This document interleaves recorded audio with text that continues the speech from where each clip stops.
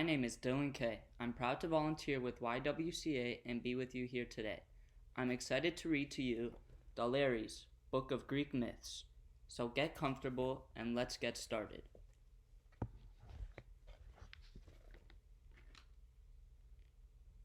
In olden times, when men still worshipped ugly idols, there lived in the land of Greece a folk of shepherds and herdsmen who cherished light and beauty.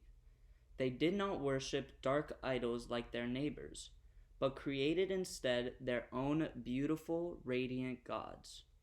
The Greek gods looked much like people and acted like them too, only they were taller, handsomer, and could do no wrong. Fire-breathing monsters and beasts with many heads stood for all that was dark and wicked. They were for gods and great heroes to conquer. The gods lived on top of Olympus, a mountain so high and steep that no man could climb it and see them in their shining palace. But they often descended to earth, sometimes in their own shapes, sometimes disguised as humans or animals. Mortals worshipped the gods, and the gods honored Mother Earth. They had all sprung from her, for she was the beginning of all life.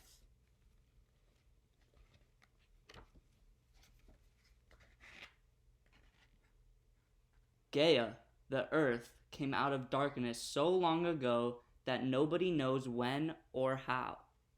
Earth was young and lonesome, for nothing lived on her yet. Above her rose Uranus, the sky, dark and blue, set all over with sparkling stars. He was magnificent to behold, and young Earth looked up at him and fell in love with him. Sky smiled down at Earth, twinkling with his countless stars, and they were joined in love. Soon young Earth became Mother Earth, the mother of all things living. All her children loved their warm and beautiful mother and feared their mighty father, Uranus, Lord of the universe.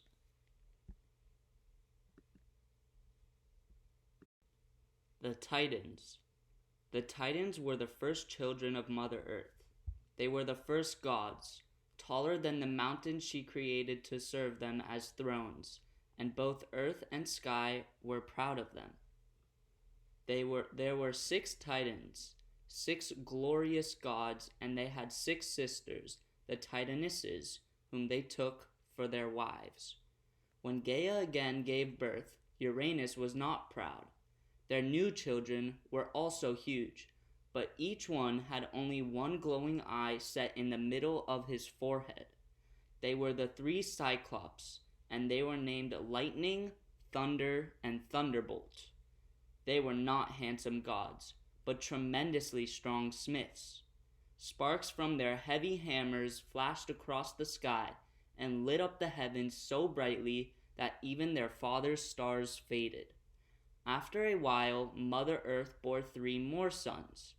Uranus looked at them with disgust. Each of them had 50 heads and 100 strong arms. He hated to see such ugly creatures walk about on lovely Earth. So he seized them and their brothers, the Cyclops, and flung them into Tartarus, the deepest, darkest pit under the earth. Mother Earth loved her children and could not forgive her husband for his cruelty to them. Out of hardest flint she fashioned a sickle and spoke to her sons the Titans. "Take this weapon, make an end to your father's cruelty, and set your brothers free."